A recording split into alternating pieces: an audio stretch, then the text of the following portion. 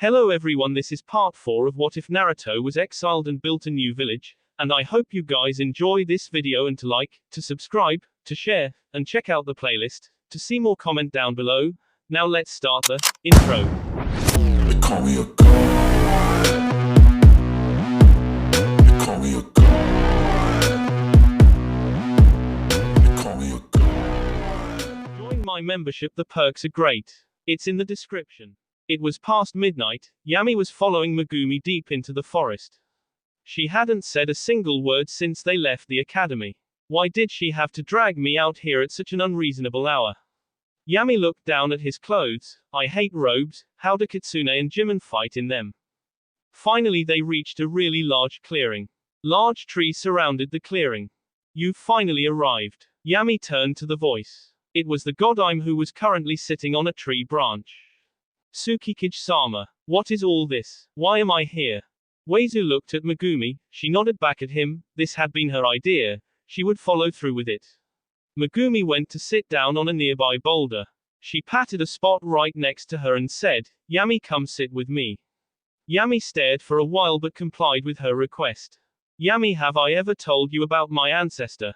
Yami thought for a bit. Nope, I don't think you ever did.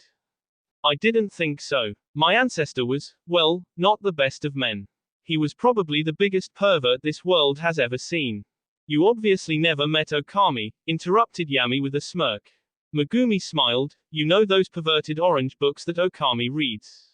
After receiving a nod, my ancestor was the writer. Oh, yeah, Okami told me about him. Jiraiya, something right? Yes, Jiraiya was a powerful ninja. He was a wanderer for many years. He made many friends among many powerful leaders. He was actually the one who helped Naruto-sama recruit all the ninjas and clans that make up our village. Megumi saw a look of interest in Yami's face. She continued, anyway, if I remember the story my mother told me, he fell in love with my grandmother and vice versa. Though let's face it, by that time he was about 60 years old and my grandmother was about 20, so I'm not completely sure if his love for her was pure or not. But they did have a child together, my mother. Anyway, after he gave up his most precious possession. Something that was supposed to stay in my family forever. This one scroll. She held out the scroll as she finished that sentence. I myself never had any children. My fiancé died in battle against the sound when I was about 21. I never was able to find someone to replace him in my heart. And now I'm too old to bear any children. She smiled at the young boy. This is where you come in, Yami. I want you to take this scroll and carry on Jiraiya's legacy. Yami's eyes widened. He jumped off the rock. I can't take that from you, it's far too important. Megumi merely shook her head. Honestly, you weren't my first choice. Years ago, I was planning to give it to your mother, but she lost herself to the darkness. She stood and walked over to the Hikari. Yami, I want you to take this scroll. I need you to take it. It will be a light for you that will shine through the darkness in your heart. Take it for your mother, if for nobody else, Megumi finished.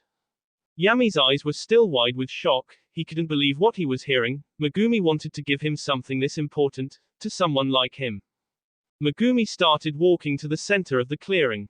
Come with me, Yami. Yami started walking. What exactly is the scroll? It's a powerful contract that will give you the power to call forth a powerful creature to aid you in battle. Huh. Oh, like Kitsune will have the power to summon forth the Kyuubi? Asked a slightly excited Yami. Megumi smiled. Yes. What creature will it let me summon? Megumi was dreading what she was about to tell him. With a hand on her head and a slight laugh she replied, frogs. Yami just stared at her for what seemed like a very long time. Frogs. Jiraiya was known as the Frog Hermit, replied Megumi. Anyway, they're really strong, so you shouldn't complain. Megumi opened the B contract. Yami quickly read it. It had a bunch of formal writing up top, a bunch of sentences that he couldn't quite understand. He looked a little lower and started reading the names. Quote. Jiraiya, Kazama Arashi, Uzamaki Naruto, he could summon frogs as well, asked an astonished Yami. Megumi nodded. Yep, though only early on in his life, he stopped doing it when learned to summon the Kyuubi. Oh. He took another look down. He saw Tsunami Megumi. So I have to write my name down. You have to write it in your B. Yami did as he was told. Hikari Yami. Good, now we're going to try to summon something. I'll show you how the seals are done and show you how to summon. Megumi bit her thumb and did a quick set of hand seals. Kuchio's no jutsu, summoning technique. With a huge puff of smoke, Megumi was suddenly on a gigantic frog.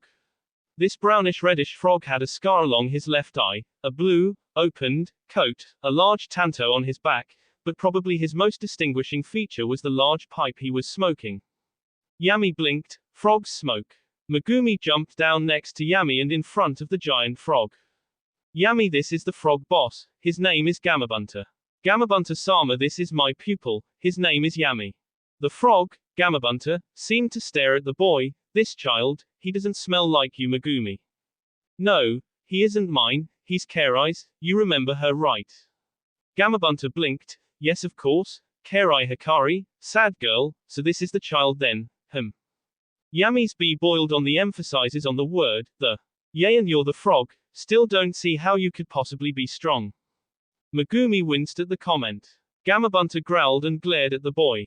Fool. I'm the great boss of all frogs. I saved both Jiraiya and Naruto hundreds of times. I've been fighting before your grandfather was even a glint in your great-grandfather's eye. I'm the reason you're standing here on this land right now. Yami blinked. What? Gamabunta laughed. Child, it was me who found this village.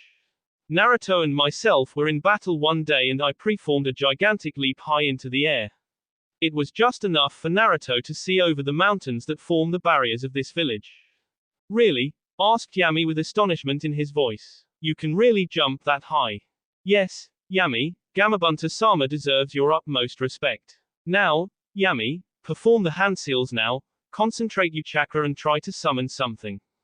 Yami nodded at Megumi. He first practiced the hand seals a bit, trying to get used to them. Finally he bit his thumb, as he saw her do, and did the correct hand seals whilst concentrating his chakra. Kuchio's no jutsu, with a puff of smoke Yami summoned a small tadpole. Yami sweat dropped. What the hell? Haha, you're going to need a lot more chakra than that brat. Damn it. This is the time Weizu decided to approach the scene. He saw Megumi wince when he started approaching.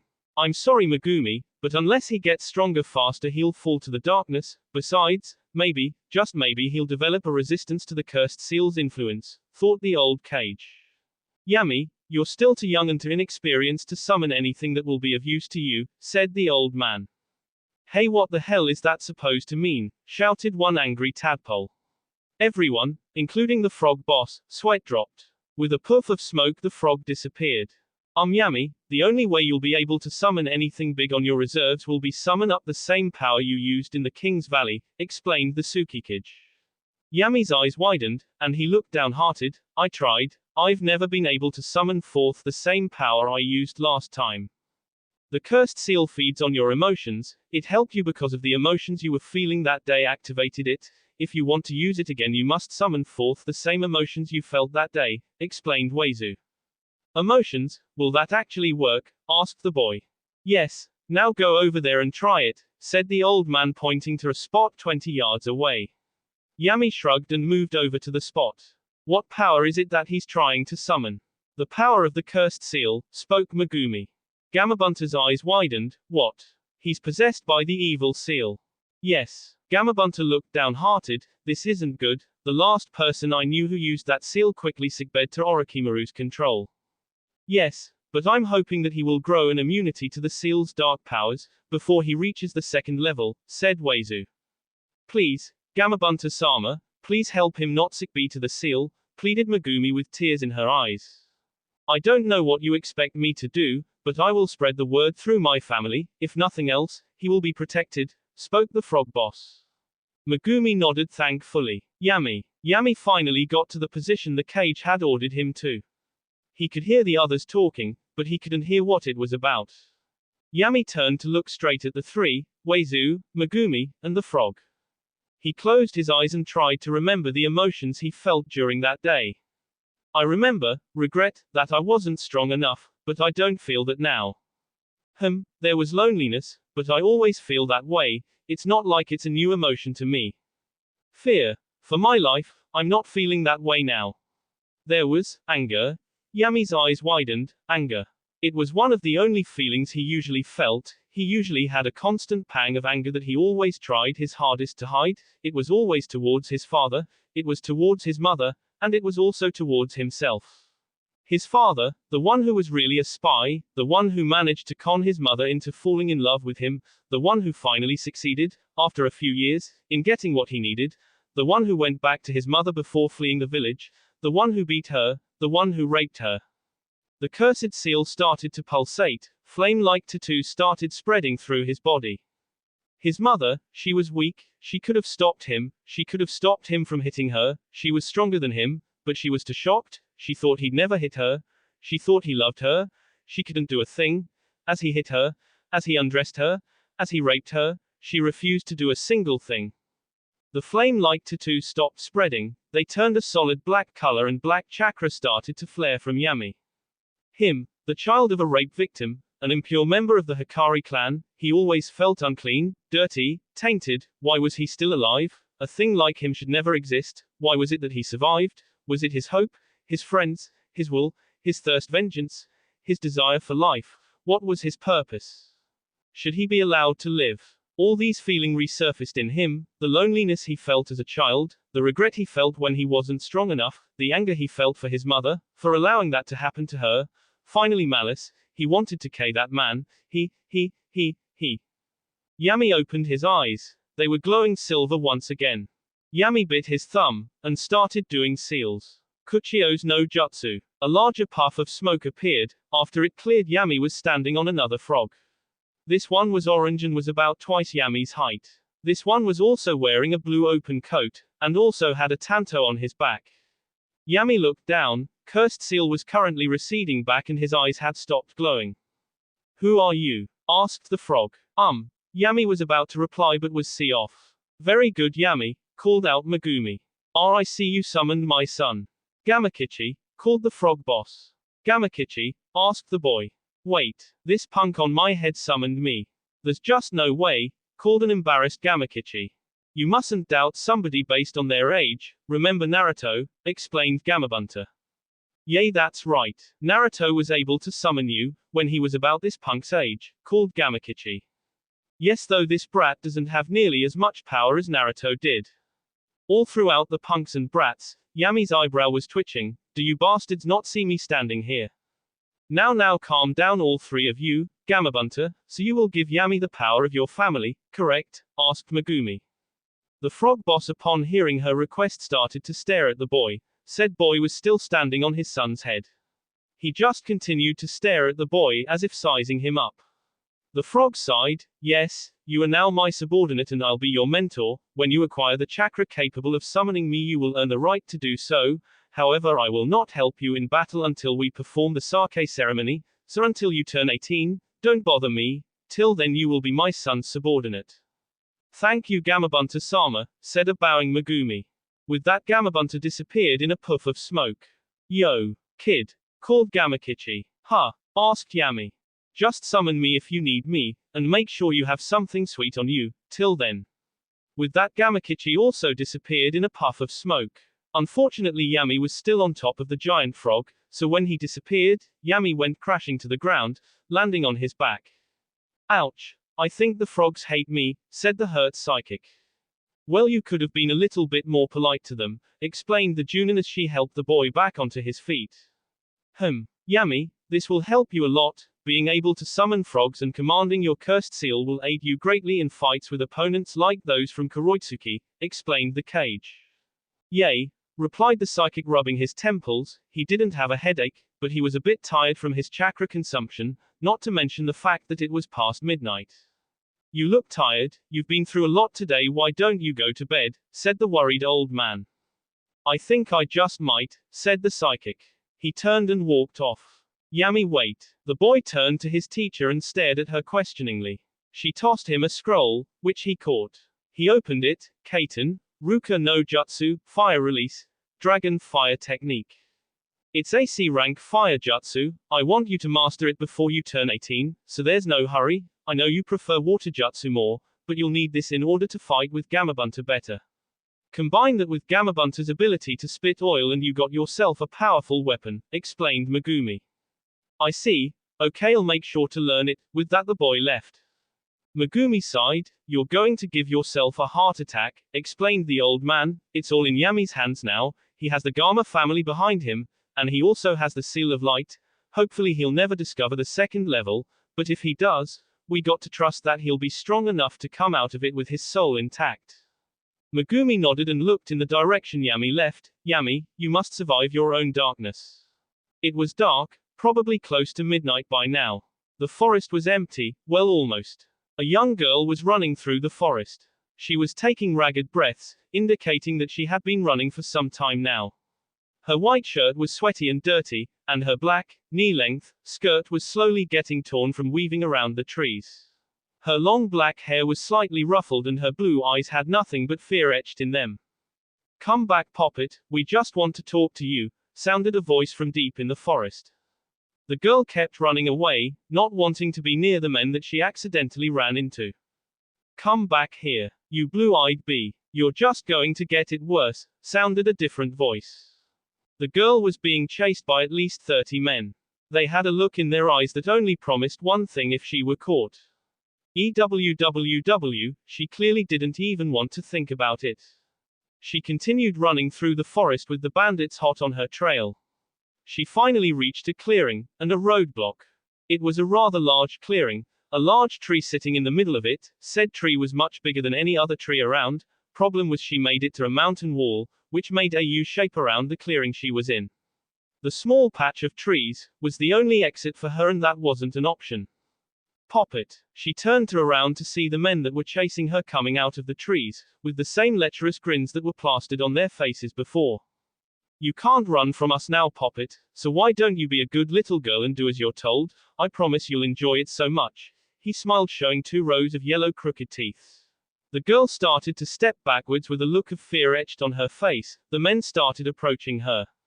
She had just about reached the tree when all the men just had gotten inside the clearing. Both parties kept moving. Suddenly a net sprang up, trapped, and lifted the girl high up into the air. What the hell? Spoke one of the men. Suddenly screaming was heard. What the hell is this? Screamed other men. The group started dispersing, trying to find a way out. A silver-haired boy walked into the clearing, careful to avoid all the bee that was everywhere. He looked around and whistled. While there had to have been at least 30 men out here, he walked over to the same tree the girl was still trapped next to. He found a rope and quickly pulled out a wakizashi. He seized the rope, whilst holding it, and quickly lowered the girl down. After she was safely on the ground, she pulled herself out of the trap. That's the best number so far. They must have really wanted to screw you. Hell, who could blame them? You look hot like that. The girl quickly glared at the boy and flipped him the bird. With a puff of smoke, the black-haired girl quickly disappeared and a black-haired boy stood in her place. Go to hell, Okami, and why the hell did I have to play the girl? Asked the enraged boy. Come on, Yami, no one in the village has ever been able to pull that many ninjas out. You should be proud, snickered a man coming out of the clearing. Yami turned to Van and glared. Oh, calm down, Yami, and it's your own fault that you neglected your marksmanship, so you had to be the one to henge into the girl, explained Okami whilst wearing a perverted grin. Quit yapping, all of you. An older man, wearing a black trench coat, black shirt, black pants, and black boots, came out. Vincent Highwind, aka Vincent the Wicked, a veteran special Junin, with grey hair, beard, and moustache. He specializes in traps and he's a sadist, hence the name, Vincent the Wicked.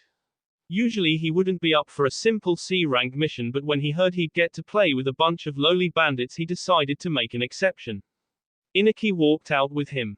Alright, we got most of them with the traps, we're going to go take care of the ones that stayed behind at the base, so let's move out. Yes sir, chorused the other boys. The 5 jumped into the trees and started making their way to the bandit camp. The mission was to take care of a bandit camp that had been attacking villages in Rice Country. It's a simple mission really.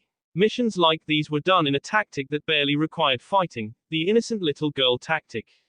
First, a girl, dressed as a villager or a guy hanged into a villager girl, would, accidentally, stumble into a bandit camp. Most bandits are known rapists, so they would chase after the girl. The girl would lead them to an area where they could be completely disposed of, via ranged weapons or traps. This plan had a 100 success rate, so no one was the wiser about it. Though there were times when the bandits did catch the girl, she was always followed in secret by shinobi, so they were always saved before they were raped. That's why we were teamed up with Van and Vincent. They're both good with traps. Seems that Inaki is taking a liking to them as well.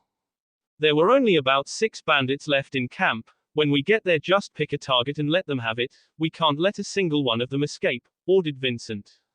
Everyone nodded. They reached the bandit camp, and they all jumped in. Tsukigakure, Cage's Tower, 10 p.m., 4 days later. The 5 ninjas were standing before the Tsukikage giving the mission report. And so we jumped into the camp and killed the remaining bandits. It was a rather easy mission, explained Vincent. Good. I'm glad to hear you had little difficulties. It's late, you should all leave and come back for another mission when you're ready, said the Tsukikage.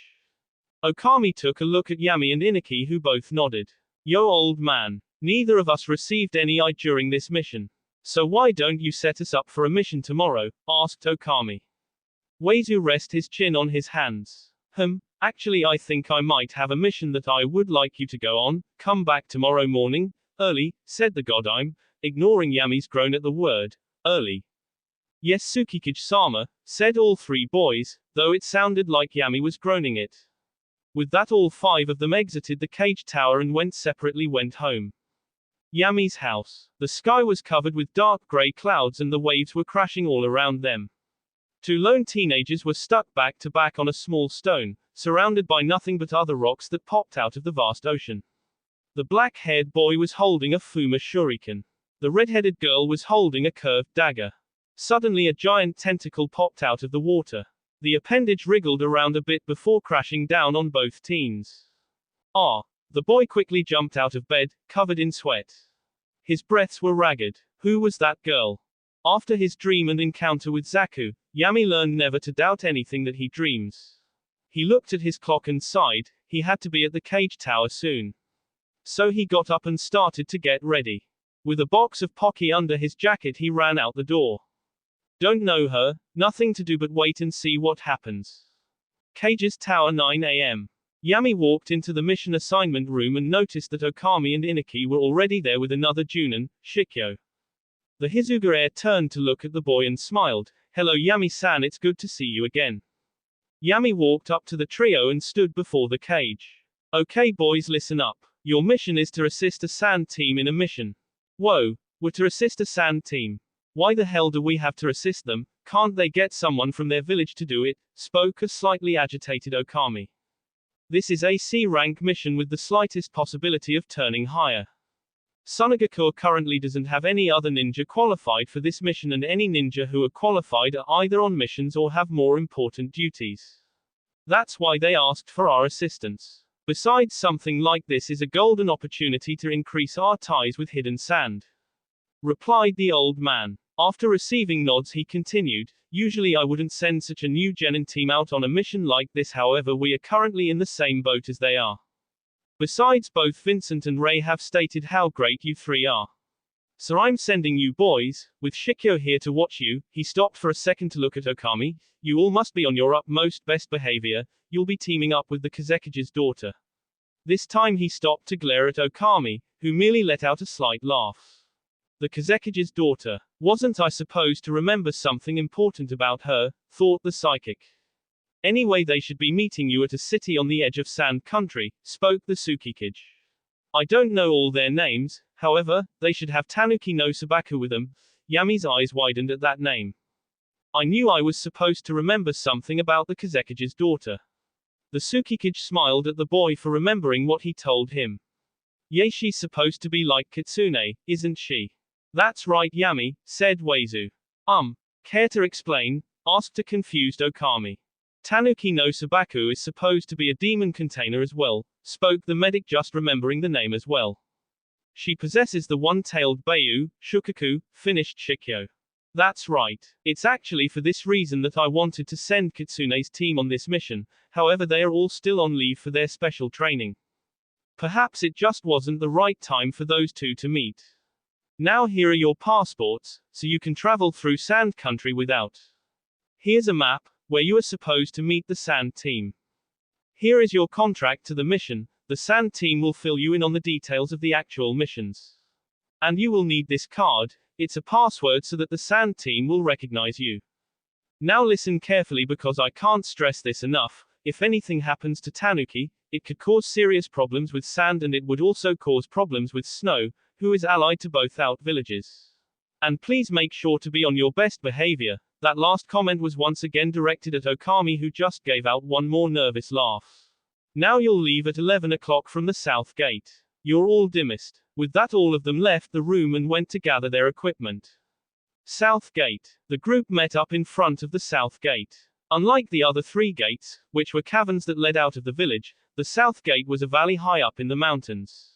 There were 4 sentries on each entrance to the valley. Alright boys, listen up. Like the cage said, we have to assist the sand team. However, even more importantly, we have to make sure nothing happens to Tanuki. Supposedly she's as loved in sand, as Kitsune is in moon. So we can't under any circumstances let her fall, warned Shikyo, who was dressed as a standard Junin would dress. All 3 boys nodded. Also Yami, I've heard that you've been learning Suten, water gathering jutsu and Suten, Kirigakure jutsu, hidden mist jutsu, from Rei. Is that true? Yami nodded, though I only started learning Suten, Kirigakure jutsu just recently. I'm not very good at it yet. That's fine, I just wanted to warn you not to attempt it in sand country. The land is mostly desert and the parts of it that aren't, are still very hot and very dry. You'll probably spend 5 times more chakra trying to pull in the same amount of water you usually would. Yami's eyes widened. 5 times. Shikyo only nodded. Well, let's head out. He turned and walked off with the 3 boys behind him. We're going to a village called Coral. That's where we're meeting the sand team. We shouldn't encounter any opposition along the way, but let's face it, bandits are idiots and don't tend to think before jumping into things. We should make it there in about less than a day to reach sand country if we run at top speed, which we'll do after we pass the south gate. However, when we get to sand country we'll have to slow down to avoid using too much water. At a walking pace we should make it to Coral in another day. The boys nodded. I can see the end of the south gate from here, let's go. With that last sentence Shikyo took off like a rocket. Team 7 followed suit and soon, all 4 passed the south gate and took off towards sand country. Sand country Coral. The town was bustling with life. People were on the streets, buying different items from the multiple stands. The sun was shining brightly. Everything was the same as it usually is, with the exception of the 4 cloaked figures that were walking down the streets. The taller one had short blonde hair and black eyes. He was wearing a black hooded cloak. Okay, if Moon plans to get involved, they should be here in 3 days max. We'll wait here for them till then, spoke the taller figure to the other 3, who were obviously children. The next tallest, a boy with brown eyes. Why do we have to wait for those guys? We can take care of this on our own, spoke the black cloaked figure, his brown hair covered by his hood. The next to speak was a blonde girl with piercing green eyes. She was wearing a light blue hooded cloak. Gale may be an idiot, but I agree with him this time. Yugi-sensei, why do we have to waste our time waiting for these guys? We can easily do this mission on our own. The tallest figure, Yugi, turned to the 2. I'm sorry you two, but we were ordered to wait here until Tsukigakure replies. The mission won't even start for another week either way. It will only take us about 2 days to reach Junin. So we have plenty of time to K. Besides, it will do you some good to learn a little patience, Nami. The next one to speak was the shortest of the 4. The emerald-eye girl was in a tan cloak and the only one who wasn't covering herself with a hood. Instead she chose a straw hat to cover her long red hair. This is a way to increase our ties with Tsukigakure as well. Yugi looked back and smiled. She's right. Whatever, muttered the other 2. With that the 4 figures went off. Desert. 2 days later. 4 figures were walking through the vast desert. The only hint to where they were going being the multiple posts every few yards away. The taller figure donned himself with a white hooded cloak. Alright boys, we're almost to Coral. If I remember correctly it should be over that next sand dune, explained Junin. Finally, I'm getting tired of walking through the desert, spoke the medic who was also donned in a white hooded cloak.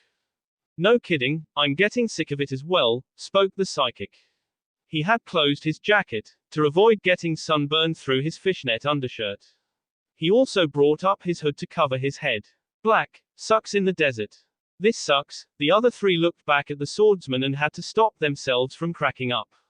Unlike the other three, Okami had nothing to shield himself from the sun. He was completely sunburned. There it is, called Shikyo. The other three looked up at the sight before them.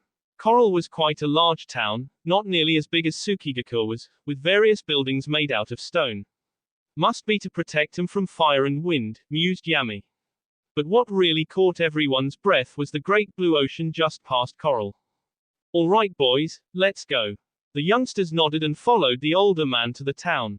Coral, Golden Oasis. The four ninjas were standing in front of a rather large building. It was a tall, luxurious building. It looks like it was made out of white marble. The windowsills and the doorframe were gold-plated. There were a large number of palm trees around.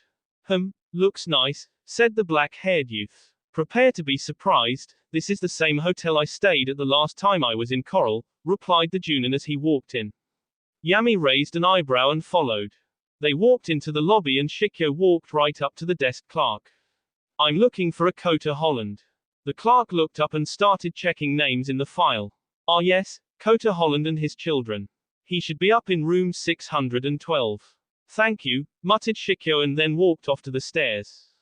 The foursome walked up the stairs to the 6th floor and went off in search of room 612. They found it shortly. Shikyo knocked on the door. After waiting for a few seconds they heard someone call. Who is it? Kurama Holland, little brother, replied Shikyo. Kurama. When was the last time the two of us saw each other, replied the same figure at the door, still hadn't opened it. Not since Uncle Daisuke's funeral. Locks on the door could be heard opening. The door opened slowly to reveal a tall figure with blonde hair and black eyes. He was wearing a long cloak. Welcome, his eyes widened when he saw the taller Hizuga sibling. Shikyo Hizuga, you were sent here. Yes, now will you let us in? The tall man recomposed himself and opened the door wide to let the foursome inside. When they walked into the room Yami remembered Shiko's warning, prepare to be surprised. The room had queen-sized beds in it, which were nice. The problem was that the walls were dirty, there wasn't any other form of furniture in the room, and the carpet looked ancient. Besides the 4 beds and the one, rather large, window, the room was completely bare. When they were all gathered inside, the moon nins took a look around. There were only 2 other people in the room. One was the tall blonde man that opened the door for them. The last one was a tan-cloaked figure that was looking out the window. The cloaked person was sitting on the windowsill. Shikyo was the first to speak, too. I thought we were teaming up with a group of 4. The blonde man spoke. Yes, it seems that 2 of our members disappeared while I was out, Tanuki, Waranami and Haru. Yami's eyes widened, so that's Tanuki. They went off to see a movie, she replied, still not taking her eyes off the window. Do you know when it ends? No. How about where the theater is? Near the town square. Alright then, since you're here, we can go right ahead to Junin today. The blonde Junin was interrupted. Why Junin? Seeing his confused face, Shikyo decided to elaborate. Sorry, but we didn't receive a mention of what the mission was. All we know is that we're supposed to support you and your team.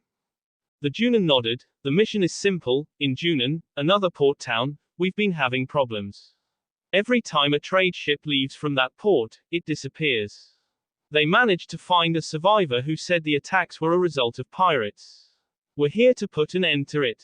So we're going to sneak aboard a ship and hope it gets attacked, asked the still sunburned ninja. That's right. Shikyo nodded. Sounds like a rather simple mission. Pirates are no better than bandits. The blonde Junin nodded. Of course there are also worries that a larger force might have been involved. Anyways, the earlier we leave for Junin the better. We still have 5 days to get there. It'll only take us about 2 to get there. So, unless you have any objections, let's head here right away. We should be alright to go now. The blonde nodded. My name is Yugi Glory by the way. Shikyo Hizuga. Inaki Hizuga. Okami Hanon. Yami Hikari. Tanuki no Sabaku. The 5 ninjas turned to the other voice. The girl sitting by the windowsill had decided to join them all. She was now donned in a straw hat. Yami quickly took a look over at Okami. Surprisingly, he wasn't staring. Probably because he can't see anything perverted through her cloak. Inaki also decided to send his friend a small glance, and he smiled when he saw the same thing Yami saw. Looks like he finally gained some self-control. Damn stupid cloak. Wonder what happens in the next chapter of Ica Ica Paradise, Volume 12, thought the slightly bored swordsman. Yugi went to the beds and picked up 3 backpacks. We'll have to go find our other 2 group members. We'll go to the town square. He quickly turned to Yami and Okami. He opened one of the backpacks and took our 2 folded cloaks. Here, you 2 staying unprotected in the desert will hinder us. Yami and Okami took the cloaks and thanked the man. Yami's was a light blue color. Okami had on a light green one. With that done, the group of 6 quickly exited the hotel. However, once they went through the front door, they were confronted by 2 figures. What the hell are ya doing? Asked a blonde girl in a light blue cloak. We're leaving. As he said that, he threw one backpack to the girl and another one to a brunette with a white cloak. This is Nami Gale and Haru Glory. After introducing the 2, he also introduced the Moon Nins. Afterwards, the now 8 ninjas walked off south towards Junin Desert. The ninjas were once again moving through the vast desert towards their new destination. Once again, the post and the few signs were the only indication that they weren't lost. However, it was getting dark. Sensei, when are we going to stop for the night? Asked Nami. Yugi stopped walking and everyone followed suit. Well, there's an oasis over there on our right. Shall we stop and rest? Yugi had indicated the question towards Shikyo, who only nodded. With that, all 8 ninjas broke off from the trail to the nearby oasis. It was pretty big. They weren't on sand anymore, they were on fresh grass. There were a few trees and a lot of bushes. There was one large lake in the center of it. This should be a good place to refill our water supply, noted Shikyo. Yugi nodded. All right, I suppose we can take turns taking watch. I'll do it, spoke the Sabaku heiress. Yugi. I'll take watch tonight, she spoke again. Why? Oh, today is Sunday, isn't it? He muttered that last part more to himself. Tanuki only nodded. Well, if you're sure, what do you think, Shikyo-san? I'm pretty good at sensing danger, even when I'm asleep, it doesn't bother me, said Shikyo. It was true too. Even while unconscious, Shikyo danger senses were still as sharp as ever. She isn't going to sleep all night. What's so special about Sunday? Questioned silently the curious psychic. All right, boys, gather your cantinas and fill them all up. Afterwards get to bed, ordered Shikyo. The boys nodded and went to do just that. Oasis. Darkness. He was completely surrounded by darkness. All he could see was himself. Not even the ground he was walking on was visible to him. Yet, he continued to walk on, as if something was drawing him. Yet he couldn't tell what. Suddenly the darkness started to disperse. He found himself in a sunny field. The whole field was covered in grass and flowers. Various trees shot up from the ground, but he wasn't looking at any of that. A few meters away, next to a few trees, stood a woman that he never thought he'd see again. She was dressed in a beautiful white silk kimono, adorned with various flowers. Her long blonde hair framed her young face. Her lovely blue eyes seemed to shine. Mother, spoke the black-clad youth. She went down on her knees and opened her arms wide. She then nodded in response. Tears began to emerge from the eyes of the psychic. He just ran to the woman in front of him. Mother. The happiness started welling up inside of him, but just as quickly was taken away. When he was a few yards away from the woman, he looked up to see the source of the strange black light. It was up in the trees, a demon. It was just standing there staring at him. It had pale dark blue skin, snow-white shoulder-length hair, finally glowing silver eyes. It was wearing a black fishnet shirt, long black pants, and black boots.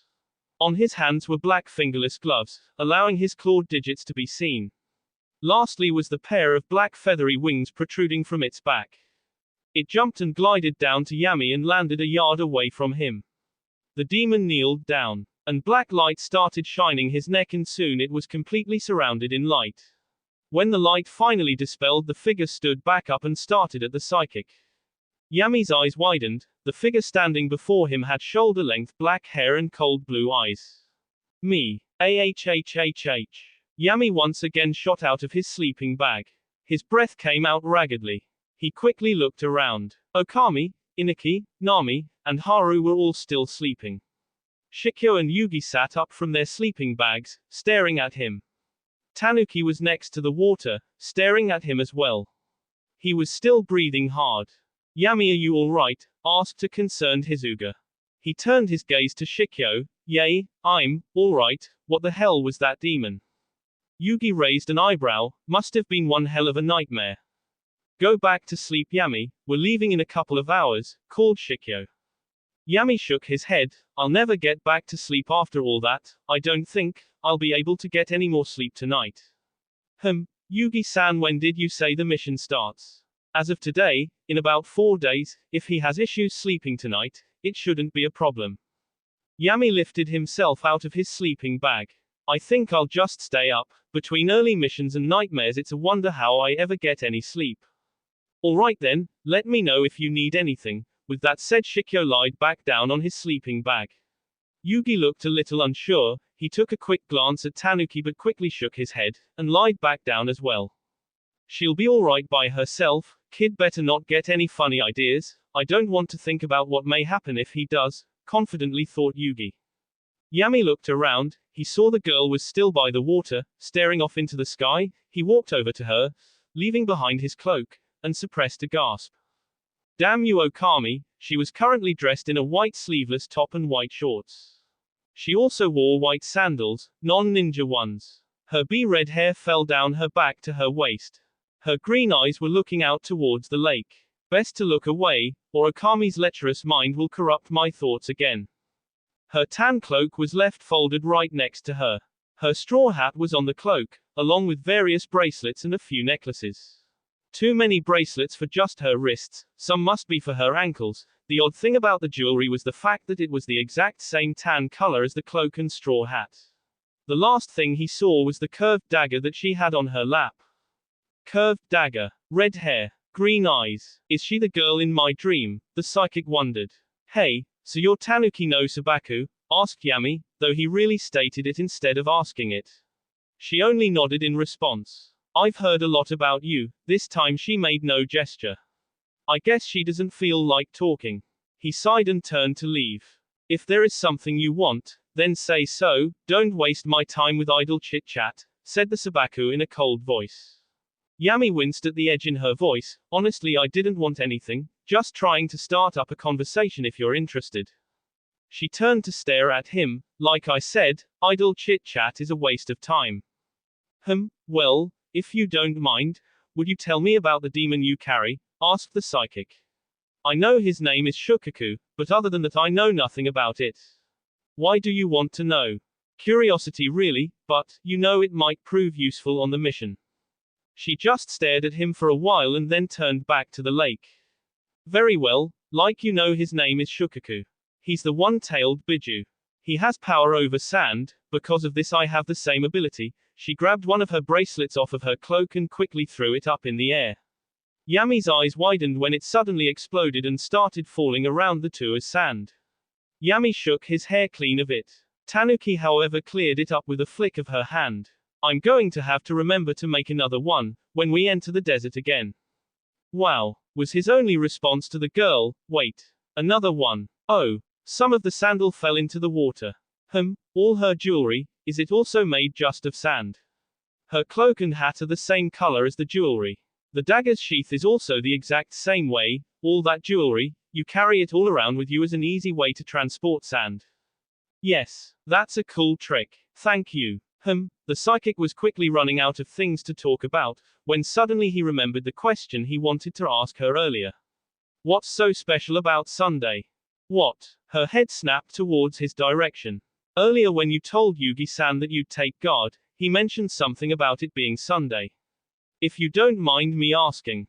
She just stared at him for a while. It's something that my mother started, when she was the container. You see, over 100 years ago, my ancestor, Gaara no Sabaku, became the first container of Shukaku. Back then though, he had an incomplete seal and because of that he was not allowed to sleep for even a day in his whole life. She saw Yami's eyes widened at that last statement. If he would have fallen asleep, the Biju would have devoured his personality. Back then Shukaku wasn't the kind guardian he is today. That's so sad. It must have been, but thanks to one of his closest friends, Gaara-sama was able to gain a complete seal. His friend was Naruto Uzumaki of Tsukigakure. It's one of the main reasons that Sand and Moon have always been the best of allies. Anyways, because of Naruto, we're able to transport the seal and the biju from person to person. Well, at least anyone who belongs to the Sabaku clan. I believe that it works the same way as the Uzumaki clan over in Tsukigakure. Anyways, since I'm the heiress of the clan, I was the one chosen to bear Shukaku. When I gained Shukaku, I also gained the no Sabaku. Seeing Yami's confused face, she chose to elaborate. You see, I used to be Tanuki Sabaku. But when I gained Shukaku, I was given the of Tanuki no Sabaku, which means Tanuki of the desert. I see. He looked deep in thought for a while, and then he smirked. You know, I did get you to start an idle conversation with me. At that comment, she gave him an evil glare at him. If looks could kill, Yami and half of Tsukigakure would be long gone. She then turned to the lake once again. I guess you did. He smiled for a second and then went to sit right next to her. Oh come on, it wasn't that horrible, was it? Besides, what else is there to do here than to have a pointless conversation? She turned to him and once again stared at him for a bit. A small smile graced her lips. I suppose you're right. So, care to tell me any more about this Gaara guy? Sure, he was the 5th Kazekage. That will be all for this video. Be sure to like, subscribe, share, and comment down below for more videos. Goodbye.